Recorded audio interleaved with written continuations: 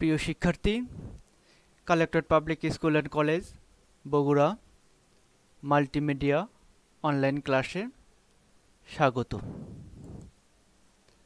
আমি আবু সুফিয়ান, সহকারী শিক্ষক Bangla, collectorate public school and college. আমি আজ তোমাদের অষ্টম শ্রেণীর বাংলা দ্বিতীয় পত্রের একটি পাঠ নিয়ে হাজির হয়েছি। আশা করি তোমরা মনোযোগ দিয়ে এই পাঠটি উপভোগ করবে। তো শিক্ষার্থী বন্ধুরা, আর কথা না বাড়িয়ে আমরা পাঠে চলে যাব।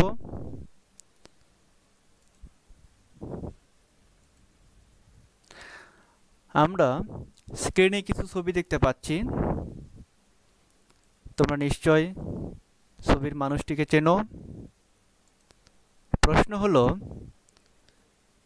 এই যে কবিগুরু রবীন্দ্রনাথ ঠাকুর যে গীতাঞ্জলি রচনা করেছেন, এইটা আমরা যদি ভাষায় প্রকাশ করি তাহলে আমাদের হবে কবিগুরু রবীন্দ্রনাথ ঠাকুর গীতাঞ্জলি রচনা করেছেন। কিন্তু এই ভাষা আমরা কিসে প্রকাশ করলাম? নিশ্চয় তোমরা বুঝতে পেরেছো, আমরা একটা বাক্যে প্রকাশ করলাম। অর্থাৎ ভাষার একক হলো বাক্য। আবার যদি আমি উল্টা দিকে তোমাদের প্রশ্ন করি যে ভাষার একক কোনটি, নিশ্চয় তোমরা বলবে যে ভাষার একক হলো বাক্য। তো তাহলে আজকে আমাদের পাঠের বিষয় বাক্য। প্রিয় শিক্ষার্থী, আজকের পাঠ শেষে আমরা কি শিখব সেটা এক নজর দেখে নেব। আজকের পাঠ শেষে আমরা বলতে পারবো বাক্য কাকে বলে, বাক্যের গঠন এবং একটি বাক্যের কয়টি অংশ থাকে সেটাও বলতে পারবো, এবং একটি সার্থক বাক্যের বৈশিষ্ট্য কি তা বলতে পারবো। আমাদের 4টি সেকন্ড নিয়ে আজকের আলোচনা। চলো তাহলে আলোচনাটি শুরু করা যাক। আমরা স্ক্রিনে একটি ছবি দেখতে পাচ্ছি এবং পাশাপাশি আরেকটি ছবি দেখতে পাচ্ছি। নিশ্চয় এটা সাধারণ কোনো মানুষ নয়। তোমরা দেখতে পাচ্ছ ভূত পেতনি টাইপের, জিন ভূত। যাই হোক, এদের যে ভাষা দেখো কি বলছে। এরা কি বলছে? ফরফ জকো জপিন ভরুফো হজ। তোমরা কি কিছু বুঝতে পারলে? এবং এ বলছে জপহস নহ হজুস ফজ। আমরা কিন্তু এদের কথোপকথন কোনোটাই বুঝতে পারলাম না। তাহলে যদি এদের কথোপকথন বুঝতে চাই তাহলে কি করতে হবে?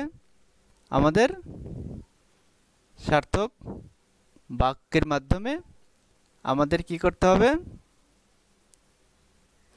ভাষার প্রকাশ করতে হবে। এখন আরও দুটি ছবি দেখতে পাচ্ছি আমরা স্ক্রিনে।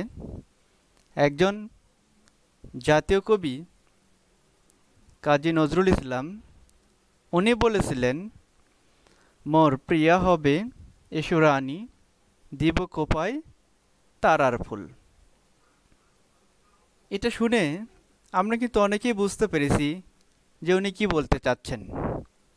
পাশাপাশি আমাদের বিশ্বকবি গুরুদেব, কবিগুরু রবীন্দ্রনাথ ঠাকুর যখন বললেন, আমার হিয়ার মাঝে লুকিয়েছিলে দেখতে আমি পাইনি, এই বাক্যটাও আমরা কি করলাম, এই ভাষাটা আমরা বুঝতে পারলাম যে কবির ইয়ার মধ্যে লুকিয়েছিল সেটা দেখতে পাইনি। তাহলে আমরা আগের যে দুই ছবি এবং দুইটা ক্যাপশন দেখেছিলাম, পরের দুইটা ছবি এবং দুইটা ক্যাপশন, এখন কোন দুইটা ক্যাপশন আমরা বুঝতে পারলাম? হ্যাঁ শিক্ষার্থী বন্ধুরা, নিশ্চয়ই আমরা পরের দুইটি ক্যাপশন বুঝতে পারলাম। এই বুঝতে পারার নামই হলো আমাদের এখন এক বা একাধিক পদের দ্বারা যখন বক্তার মনোভাব সম্পূর্ণভাবে প্রকাশ পায় তখন তাকে বাক্য বলে। তাহলে আগের ছবিগুলো যে ভাব প্রকাশ করছে সেটা আমরা বুঝতে পারিনি, এই জন্য সেটা কি নয়, আমাদের কাছে বাক্য নয়। কিন্তু পরের যে কথাগুলো সেটা আমরা বক্তা যে কথা বলতে চাচ্ছিলেন সেটা আমরা বুঝতে পেরেছি, তাহলে সেটাই হলো বাক্য। তাহলে আমরা বাক্যের সংজ্ঞায় কি দেখলাম? এক বা একাধিক পদের দ্বারা যখন বক্তার মনোভাব সম্পূর্ণভাবে প্রকাশ পায় তখন তাকে আমরা কি করব? বাক্য বলবো। শব্দ যখন বাক্যে বসবে তখন কি হয়ে যাবে? আমরা সবাই জানি সেটা কি হয়ে যাবে? পদ হয়ে যাবে। এক একটা পদ, মোর, প্রিয়া, এগুলো এক একটা পদ। এবার একটি বাক্য লিখেছি আমি, খোকন বই পড়ছে। খোকন বই পড়ছে, এই বাক্যের দেখি অংশ কয়টা হয়। আমরা দেখলাম এই বাক্যের দুইটা অংশ, একটা হলো উদ্দেশ্য আর একটা হলো বিধেয়। তাহলে বাক্যের অংশ কয়টা? দুইটা। যত বড় বাক্যই হোক না কেন, তাহলে এই বাক্যের যদি আমরা বিভাজন করি তাহলে দুইটা অংশ পাবো। একটা পাবো হলো উদ্দেশ্য আর একটা পাবো হলো বিধেয়। এই যে খোকন হলো উদ্দেশ্য আর বই পড়ছে হলো বিধেয়।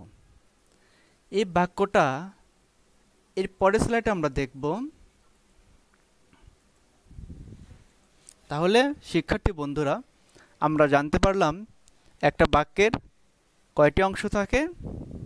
হ্যাঁ নিশ্চয়ই তোমরা মনে রেখেছো, একটা বাক্যের দুইটি অংশ থাকে, একটা হলো উদ্দেশ্য আর একটা হলো বিধেয়। এখন আমরা দেখব, দুটি ছবি দেখতে পাচ্ছি। একটা ছবির নিচে লেখা হলো ছেলেরা বল খেলে, আর একটা ক্যাপশনে লেখা আছে শিক্ষক আমাদের শিক্ষা দেন। এখন লাল লেখা যে শব্দটা আছে, পদটা আছে, সেটা হবে আমাদের উদ্দেশ্য। কিভাবে? এখানে দেখো বাক্যটা যার সম্পর্কে বলা হচ্ছে, এই ছেলেরা বল খেলে, এই বাক্যটা কার সম্পর্কে বলা হচ্ছে বা কাদের সম্পর্কে বলা হচ্ছে? এই ছেলেদের সম্পর্কে বলা হচ্ছে। তাহলে এই ছেলেরা হলো উদ্দেশ্য। এখানে শিক্ষক আমাদের শিক্ষা দেন, এই বাক্যে এই বাক্যটা কার সম্পর্কে বলা হচ্ছে? শিক্ষক সম্পর্কে বলা হচ্ছে। তাহলে এই শিক্ষক হলো এই বাক্যে উদ্দেশ্য, আর এই বাক্যে উদ্দেশ্য হলো ছেলেরা। এরপরে আমরা দেখব উদ্দেশ্যর সংজ্ঞা, যে বাক্যে যার সম্পর্কে কোনো কিছু বলা হয় তাকে উদ্দেশ্য বলেন। তাহলে আমরা একটু ক্লিয়ার হয়ে গেলাম যে বাক্যে যার সম্পর্কে, এই বাক্যটা কার সম্পর্কে বলা হচ্ছে সে উদ্দেশ্য, এই বাক্যটা কার সম্পর্কে বলা হচ্ছে সেই উদ্দেশ্য। শিক্ষার্থী বন্ধুরা, নিশ্চয় তোমরা বুঝতে পেরেছো। এরপরে আমরা দেখব আর দুটো ছবি দেখব, যে ঘোড়া গাড়ি টানছে আর একটা হলো শিশুরা পড়াশোনা করছে। এখানেও দেখো লাল রঙের যে লেখাগুলো আছে, এই লেখাগুলোকে হাইলাইট করা হয়েছে এই জন্য যে এই বাক্যটা আমরা গত স্লাইডে দেখলাম যে বাক্যে যার সম্পর্কে বলা হয় সেটা হলো উদ্দেশ্য। তাহলে ঘোড়া গাড়ি টানছে, এই বাক্যটা কার সম্পর্কে বলা হচ্ছে? ঘোড়া সম্পর্কে। শিশুরা পড়াশোনা করছে, এই বাক্যটা কার সম্পর্কে বলা হচ্ছে? শিশুদের সম্পর্কে। তাহলে এখানে ঘোড়া আর এখানে হলো শিশুরা, এটা ছিল উদ্দেশ্য। এখন কথা হলো উদ্দেশ্য সম্পর্কে, যেহেতু বাক্যের দুইটা অংশ, সেহেতু একটা আমরা পেয়ে গেলাম, আর বাদ বাকি যা কিছু আছে সব কিছুই বিধেয়। অর্থাৎ বাক্যটা এভাবে বলা যায় যে উদ্দেশ্য সম্পর্কে যা কিছু বলা হয় সেটা হলো বিধেয়। উদ্দেশ্য সম্পর্কে, ঘোড়া সম্পর্কে যা কিছু বলছে, তো গাড়ি টানছে, এই দুটাই হলো বিধেয়। পড়াশোনা করছে, এই দুই পদটা হলো বিধেয়। এখন দেখো বিধেয়ের সংজ্ঞা, বাক্যে উদ্দেশ্য সম্পর্কে যা কিছু বলা হয় তাকে বিধেয় বলে। প্রিয় শিক্ষার্থী বন্ধুরা, নিশ্চয় তোমরা বুঝতে পেরেছো। আমরা পরবর্তী স্লাইডে যাব। এবার দেখব একটা আদর্শ বাক্যের তিনটি গুণ বা বৈশিষ্ট্য। আমরা যদি একটা আদর্শ বা সার্থক বাক্য তৈরি করতে চাই, গঠন করতে চাই, তাহলে অবশ্যই তিনটি গুণ তাকে থাকতে হবে, তাছাড়া বাক্যটা আদর্শ বা সার্থক হবে না। আমরা প্রথমে যে গুণটা দেখব সেটা হলো আকাঙ্ক্ষা। দ্বিতীয়ত দেখব আসক্তি। এই বানানটা খেয়াল করবে যে অনেকেই আসক্তি বলে থাকি, আসক্তি। তারপরে আমাদের তৃতীয় যে গুণ সেটা হলো যোগ্যতা। তাহলে শিক্ষার্থী বন্ধুরা, আমরা জানতে পারলাম একটা আদর্শ বা সার্থক বাক্যের তিনটি গুণ থাকবে: আকাঙ্ক্ষা, আসক্তি আর যোগ্যতা। এখন আমরা এই তিনটা নিয়ে আলোচনা করব। দেখো 2020 সাল, এই 20 সাল কিন্তু আমাদের বাংলাদেশের জন্য একটা স্মরণীয় অধ্যায়, ইতিহাসের একটা মাইল ফলক। এই 20 সালে আমরা কি করতে চেয়েছিলাম? আমাদের আকাঙ্ক্ষা কী ছিল? আমাদের কি ছিল? আমরা মুজিব শতবর্ষ পালন করব। আমাদের সেই জমকালোভাবে পালন করা সম্ভব হয়নি কোভিড-19 এর কারণে। তাহলে আমাদের কি ছিল? আকাঙ্ক্ষা ছিল। এখন আমি স্লাইডে দুজন ব্যক্তির ছবি দেখতে পাচ্ছি, তাদের কথোপকথন দেখব। দেখো, একজন বলছে, রাজু মন দিয়ে, বলার পর চুপ, আর কিছু বলেনি। তখন শ্রোতা কি করলো? শ্রোতার মাথার মধ্যে দেখো কত হোয়াট চিহ্ন, মাথা ঘুরপাক খাচ্ছে। অবশ্য তোমারও মাথায় ঘুরপাক খাওয়ার কথা, কেননা রাজু মন দিয়ে কি করবে সেটা তো আর বলা হচ্ছে না। যখন লোকটি ক্লিয়ার করে বলল যে রাজু মন দিয়ে লেখাপড়া করে, তখন শ্রোতার অবস্থা কি হয় দেখি আমরা। তখন শ্রোতা বুঝতে পারলো এবং স্বস্তি ফিরে আসলো। অর্থাৎ আগের স্লাইডে আমরা দেখছিলাম যে একটা কথা, একটা পদ শোনার পর আর এক পদ শোনার যে ইচ্ছা, সেই ইচ্ছা এই শ্রোতার জেগেছিল। এই যে আমরা এর আগে এই ব্যক্তিটা যে বাক্যটা ব্যবহার করেছিল, রাজু মন দিয়ে, এই পর্যন্ত, কিন্তু পুরোটা ব্যবহার করেনি। পুরোটা না ব্যবহার করার কারণে এই লোকের মধ্যে দেখো চিন্তিত ভাব আসছে। চিন্তিত ভাব আসার কারণে পরে যখন এই লোকটা, প্রথম লোকটা ক্লিয়ার করে বলল রাজু মন দিয়ে লেখাপড়া করে, তখন লোকটা ভালো হয়ে গেল। তাহলে এই যে একটা পদ শোনার পর আর একটা পদ শোনার যে ইচ্ছা বা আগ্রহ, এই ইচ্ছা বা আগ্রহকেই কি বলা হয়? আকাঙ্ক্ষা বলে। তাহলে আকাঙ্ক্ষার সংজ্ঞা আমরা এভাবে দিতে পারি: বাক্যের অর্থ পুরোপুরি বোঝার জন্য এক পদ শোনার পর অন্য পদ শোনার ইচ্ছা বা আগ্রহকে আকাঙ্ক্ষা বলে। আমরা ছবিতে এটা পরিষ্কারভাবে দেখেছি। তো শিক্ষার্থী বন্ধুরা, আমরা এবার আমাদের দ্বিতীয় গুণে যাব। আমরা স্ক্রিনে কিছু ছবি দেখতে পাচ্ছি।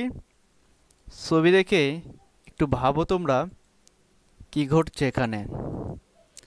দেখো এখানে আসক্তি, কিভাবে আসক্তি হলো? আমরা স্ক্রিনের প্রথমেই আমাদের মাননীয় প্রধানমন্ত্রী জননেত্রী শেখ হাসিনা ছবি দেখতে পাচ্ছি। মাঝখানে বঙ্গবন্ধু শেখ মুজিবুর রহমানের পিতা শেখ লুৎফর রহমানের ছবি দেখতে পাচ্ছি, এবং ডানে আমাদের জাতির পিতা হাজার বছরের শ্রেষ্ঠ বাঙালি বঙ্গবন্ধু শেখ মুজিবুর রহমানের ছবি দেখতে পাচ্ছি। এখন এই তিনটি ছবিকে তোমরা বংশ পরম্পরায় সাজাও, কার পরে কে হবে। আসলে কি এটা সাজানো আছে ঠিক মতো? তোমরা একটু ভাবো তো শিক্ষার্থী বন্ধুরা, বংশ পরম্পরায় কোন প্রজন্মের পরে কোন প্রজন্ম, ওপরের তিনটি ছবি কিন্তু সাজানো নেই। পক্ষান্তরে আমরা যদি নিচের ছবিগুলো লক্ষ্য করি, এটাতে কিন্তু সাজানো আছে। যেমন দেখো, শেখ লুৎফর রহমানের ছেলে বঙ্গবন্ধু শেখ মুজিবুর রহমান এবং বঙ্গবন্ধু শেখ মুজিবুর রহমানের কন্যা আমাদের জননেত্রী শেখ হাসিনা। তাহলে দেখো এখানে বংশ পরম্পরাটা সিরিয়াল করে দেয়া আছে, ওপরটা সেটা ছিল না। তাহলে এই সিরিয়ালটা হলো আসক্তি। এখন এটা কিভাবে আসক্তি হলো, এটা আমরা বাক্যে প্রয়োগ করব। দেখো বিষয়টা কিভাবে আমরা বাক্যে প্রয়োগ করি। আমরা স্ক্রিনে আবার দুইজন, এক বালক বালিকার ছবি দেখতে পাচ্ছি। এক বালিকা বলছে, দেখো, থেকে বাবা ইলিশ বাজার এনেছেন। আচ্ছা বলো তো তুমি কি বুঝলে যে থেকে বাবা ইলিশ বাজার এনেছেন? বাক্যটা কেমন যেন জগা খিচুড়ি মার্কা হয়ে গেল। তখন এই বালকটা কি বলেছে, দেখো এই বালকের 4টা হোয়াট চিহ্ন, অর্থাৎ এর মাথা ঘুরে গেছে। এটা একটা বাক্য হলো নাকি? এটা একটা বাক্য হলো নাকি? তখন এই থেকে বাবা ইলিশ বাজার এনেছেন, এই বাক্যটা যখন আবার সঠিক করে বলল, তখন কি বলল যে বাবা বাজার থেকে ইলিশ এনেছেন। যখন মেয়েটি বলল যে বাবা বাজার থেকে ইলিশ এনেছেন, তখন দেখো বালকটি বুঝতে পারলো যে হ্যাঁ, এবার সঠিক বাক্য হলো যে বাবা বাজার থেকে ইলিশ এনেছেন। এই যে পদগুলো অবিন্যস্তভাবে ছিল এক সময়, যে থেকে বাবা ইলিশ এনেছেন বাজার থেকে, এরকম একটা অবিন্যস্ত। এই যে অবিন্যস্ত জিনিসটাকে আমরা ছবি তো দেখেছি অবিন্যস্ত ছিল, কোন প্রজন্মের পরে কোন প্রজন্ম, এটা প্রথম সারিতে সাজানো ছিল না, দ্বিতীয় সারিতে আমরা সাজিয়েছি। ঠিক এমনিভাবে স্ক্রিনেও প্রথমে যে বাক্যটি বলেছিল সেটা অবিন্যস্তভাবে ছিল। এখন দেখো এই অবিন্যস্তটা যখন সাজানো হলো, তখন সেটা আবার হয়ে গেল আমাদের আসক্তি। কিভাবে? দেখো বাক্যের অর্থসঙ্গতি রক্ষা করে পদগুলোকে যথাযথভাবে সাজিয়ে রাখার নাম আসক্তি। যে পদের পরে যে পদ বসবে, ব্যাকরণগত দিক থেকে যেটা সঠিক সেইভাবে পদগুলো সাজানোই হলো আসক্তি। এই আসক্তির যদি নিবৃত্তি না হয়, তাহলে সেটা কি হবে না?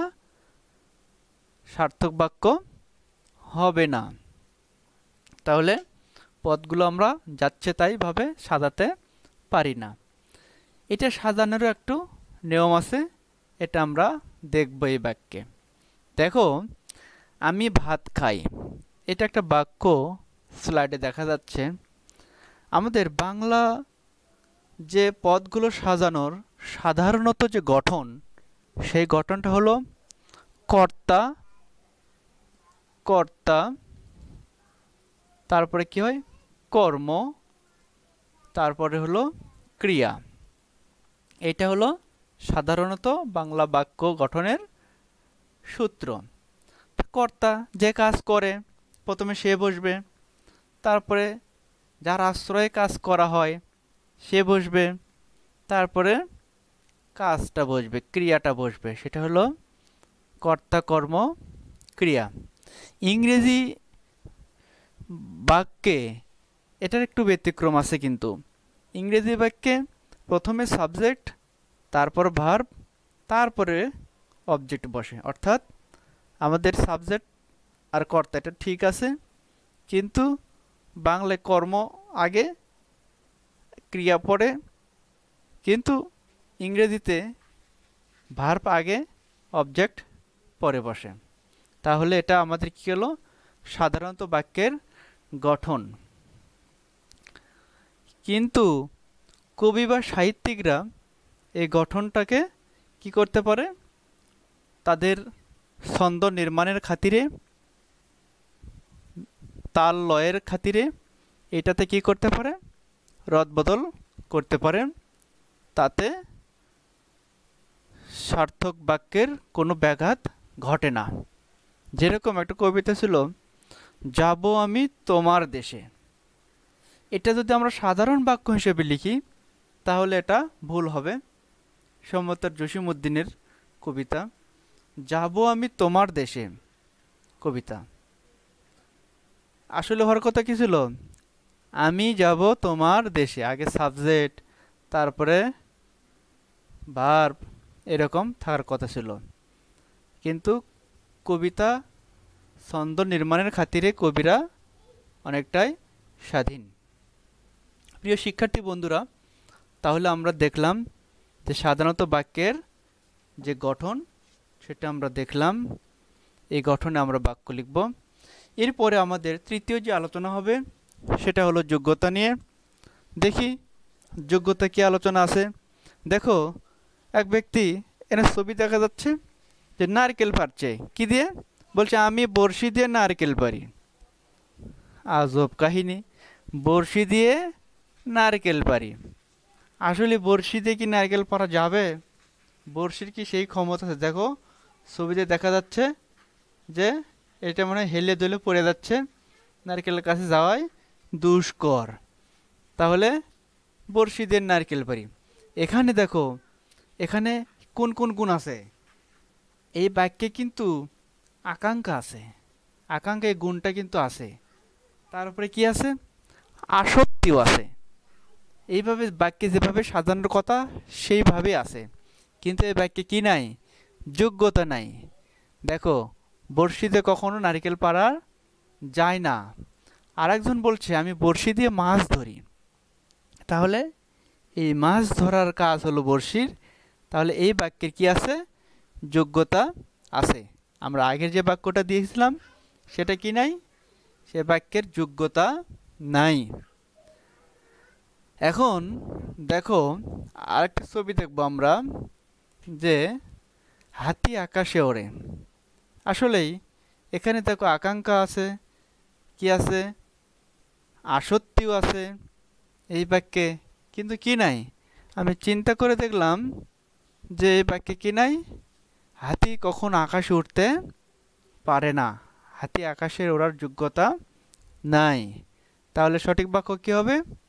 পাখি আকাশে ওড়ে, এটা সঠিক হবে।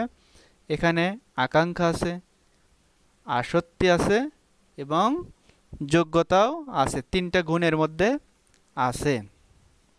কেননা যখন কেউ বলবে তোমাকে যে পাখি আকাশে ওড়ে, তখন তোমার আর কোনো কিছু জানার আকাঙ্ক্ষা থাকবে না, আকাঙ্ক্ষার নিবৃত্তি ঘটবে। তারপরে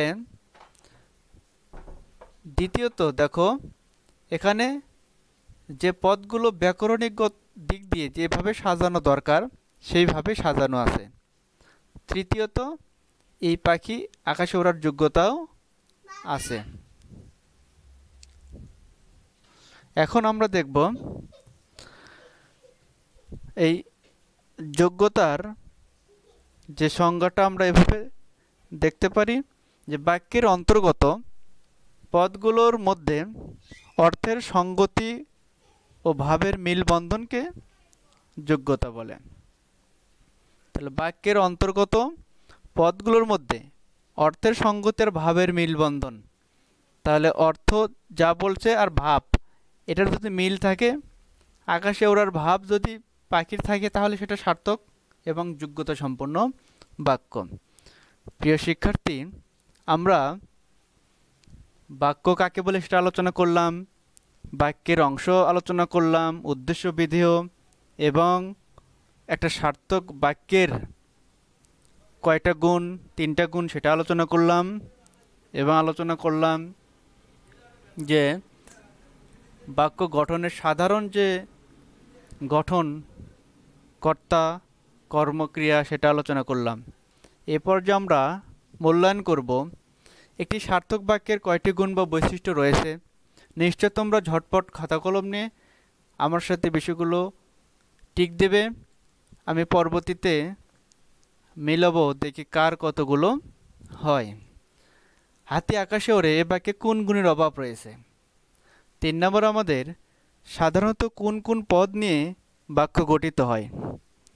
4 নম্বর প্রশ্ন ছিল একটি বাক্যের কয়টি অংশ থাকে? 5 নম্বর, পেরেছি পাঠ আমরা আজকের কি বুঝতে এ বাক্যে কোন গুণের অভাব রয়েছে? তো শিক্ষার্থী বন্ধুরা, তোমরা নিশ্চয় ঝটপট খাতায় এই টিকগুলো দিয়ে নাও এবং আমি তোমাদের সাথে একটু মিলিয়ে দেখি। তোমরাও আমার সাথে একটু মিলিয়ে নাও কতগুলো হলো। যে একটি সার্থক বাক্যে কয়টি গুণ থাকবে? 3টি। 2 নম্বর, হাতি আকাশে ওড়ে এ বাক্যে কোন গুণের অভাব রয়েছে? হ্যাঁ, যোগ্যতা গুণের অভাব রয়েছে। 3 নম্বর, সাধারণত কোন কোন পদ নিয়ে বাক্য গঠিত হয়? কর্তা, কর্ম, ক্রিয়া। একটি বাক্যের কয়টি অংশ থাকে? 2টি অংশ থাকে। তারপর আমাদের পেরেছি পাঠ আমরা আজকের কি বুঝতে এ বাক্যে কোন গুণের অভাব রয়েছে? এটা হলো আসক্তি গুণের। প্রিয় শিক্ষার্থী বন্ধুরা, তোমাদের অনেকেরই 5টি প্রশ্নের উত্তর হয়েছে, তাদেরকে সাধুবাদ জানাচ্ছি। এবং তোমরা আগামী দিনের যে বাড়ির কাজ, এটা লিখে রাখবে খাতা কলম নিয়ে। তোমাদের বাড়ির কাজ হলো 5টি করে আকাঙ্ক্ষা, আসক্তি ও যোগ্যতাহীন বাক্য লিখবে। এমন বাক্য লিখবে 5টা যাতে আকাঙ্ক্ষা নাই, তারপরে 5টা বাক্য আসক্তিহীন, তারপরে যোগ্যতাহীন বাক্য লিখে নিয়ে আসবে। তো শিক্ষার্থী বন্ধুরা, ভালো থাকবে। এই করোনার মহামারী, এই ক্লান্তিকালে তোমরা বাড়িতে বসে পড়াশোনা করবে, এই আশাবাদ রেখে আজকের আলোচনা শেষ করছি। সবাইকে ধন্যবাদ। আল্লাহ হাফেজ।